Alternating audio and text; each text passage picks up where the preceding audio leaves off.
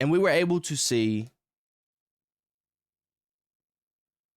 at the forefront why the JJ McCarthy conversation just continues to ramp up each week.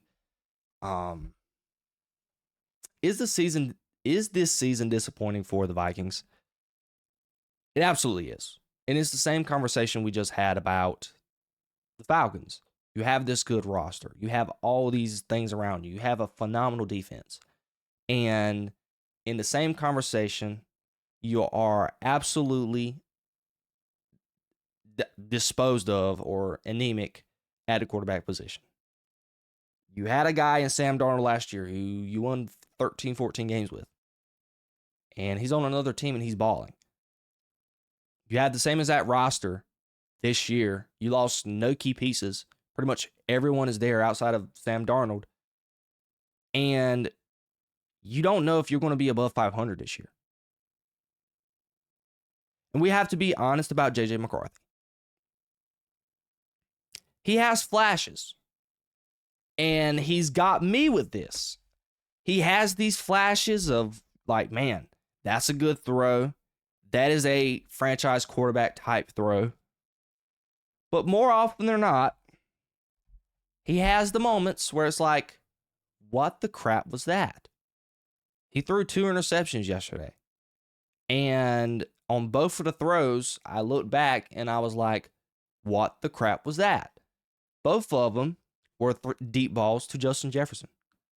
Just because the pocket collapses, JJ McCarthy, and this is something that he may get better at. Just because the pocket collapses, you beat the rush and you invade the rush, doesn't mean you throw a 40-yard lollipop into double coverage. It just isn't a smart move. He's too inconsistent. There's been many clips already out that I've seen. He has corny situations.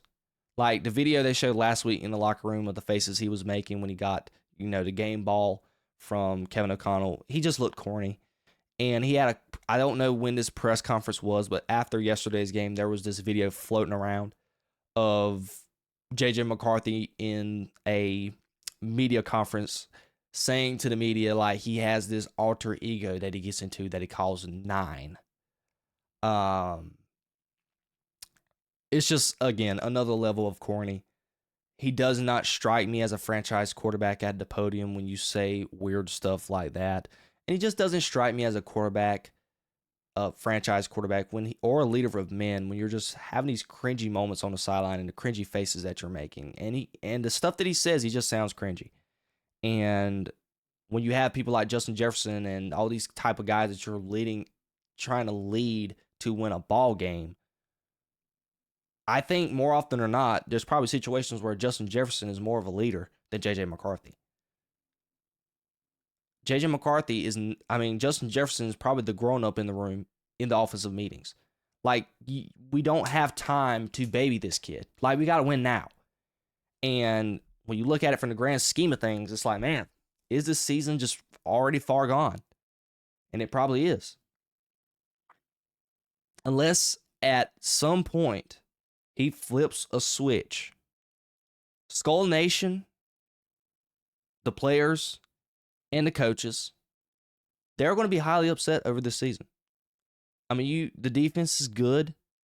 They did a pretty great job yesterday against Lamar Jackson and the Ravens. They held them to kicking field goals. They even gave you a chance to have a game-tying drive at the end of the game against a Lamar Jackson-led offense with Derrick Henry and everyone else, Zay Flowers and John Harbaugh. That's all you can ask. You're at home. You had a good performance last week against the Lions, and then this week, it's like the stuff with JJ McCarthy just continues to pile up. And I don't know if this marriage or experiment is going to work. Now, Kevin O'Connell is the quarterback guru. And that's the reason why I had the utmost of faith in JJ McCarthy, because it's not that I have faith in JJ McCarthy. JJ McCarthy, you're talking about a guy in Michigan who played with Jim Harbaugh, whose identity was, okay, we're going to play great defense and we're going to run the football. You had Blake Corum and Donovan Edwards running the football. You had one of the best offensive line in the country. So it's not like you had to do anything to win that national championship that you won. And coming into the draft, it's like, this guy is a first-round pick? All right. And then the Vikings bought into it. But that has been my thing with J.J. McCarthy. I've like really, and this is kind of like my eat crow situation, because I was like, man, I really trust in Kevin O'Connell and everybody to get this kid developed and have him ready to go. Even the first preseason game he had, and when he was throwing the football, it's like, man, what? This kid can be good. But he doesn't do that consistently. The moments are not consistent. He throws a great ball. Then after that, he throws a ball and like, dude, where was that at? Why was that so inaccurate? It's just the conversation. It's the roller coaster that I discussed last week and that they're currently having with J.J. McCarthy. And I don't know if this relationship is going to work. I really don't. And if you are a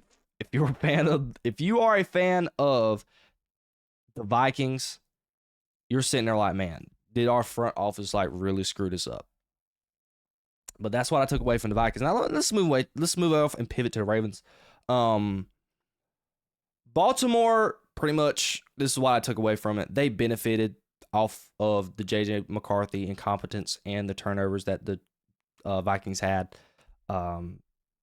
They weren't good. They were okay. They were underwhelming on offense. They really couldn't score touchdowns yesterday. Lamar Jackson was 17 for 29, 1 touchdown, no interceptions. They just cannot run the ball successfully with Derrick Henry. Granted, they gave him 20 carries, which is what we want to see, but 3.8 yards a carry. Lamar was able to run the ball pretty well, as you can see here in the graphic. He was able to run the football. But outside of that, again, receiving, passing the ball yesterday, outside of Zay Flowers, nothing. Isaiah Likely couldn't get going. Mark Andrews couldn't get going. Mark Andrews caught a touchdown, but they just don't have an explosive passing attack. And the offense was underwhelming. And they pretty much benefited from others being absolutely abysmal. And those others were pretty much J.J. McCarthy. Because J.J. McCarthy yesterday, in the defense, they gave up 5 catches for 124 yards to Jalen Naylor. They gave up 4 catches for 37 yards to Justin Jefferson, and Justin Jefferson was targeted 12 times, and he only caught 4 balls. Jordan Addison, he was targeted 11 times and caught 3 balls. Was that a lot to do with just J.J. McCarthy being bad, or they were out there strapping up on defense? I think it was more about J.J. McCarthy being bad and making bad decisions, trying to force the ball to Justin Jefferson. But look, the Ravens, they're not a team that I love. I'm not infatuated over. I really prefer the Chiefs over them. I might even prefer the Bills over them just a smidge. Even though they are not good on offense, I think the Broncos could be a better team than them as well. Definitely the Patriots. There's just a couple of teams that I think are better than the Ravens. The Ravens are benefiting having an absolutely atrocious division. You see the Steelers last night, and I look at the Ravens like, man, I mean, honestly, would I rather watch the Ravens in the playoffs than the Steelers? I'd actually really want to watch the Ravens. But this roster is just, the Ravens roster is okay. They really missed their opportunity a couple years ago in 2023 when they had the best defense in football. And they had the number 1 seed. Everything was running through Baltimore, and they dropped the ball against the Kansas City Chiefs. And this team, offensively, you don't know what you're getting week in, week out. Granted, they played a great defense yesterday, but man, it's just like Baltimore's just an okay team. They're not this team that everybody expected them to be. They're not the team that Vegas still has as like a top 5 team in the AFC to win the Super Bowl, favorites to win the Super Bowl. This team is not going to no Super Bowl. This team will be lucky enough to win 1 or 2 playoff games. 2 playoff games max. This team is not going to the AFC Championship game. Maybe I'll eat crow, and maybe I could be wrong. But when I see this team, I do not see a team that is going to win the AFC Championship game or even get to an AFC Championship game at that. And that's my takeaway with Ravens. They're not a good team. Sorry. They're not a bad team. They're not a great team. They're pretty meh. They're just mediocre. They really remind me of who's the team last year that I can think of at the top of my head. I can't think of anyone on the top of my head, but they just remind me of a team that feels like, okay, you're going to be one of those teams who's squeaking to the playoffs. And once you get to the playoffs, like you're going to be just so physically just out of sorts, getting into the postseason. You're mentally and physically just beat up and just distraught that when you get into the playoffs, I feel like they have an opportunity to get boat raced. Now, they're going to have a home playoff game. The only way they're going to win the division is if they have a home playoff game. But when I watch Baltimore, I'm like, I just don't love this team. And that was pretty much my takeaway from that game.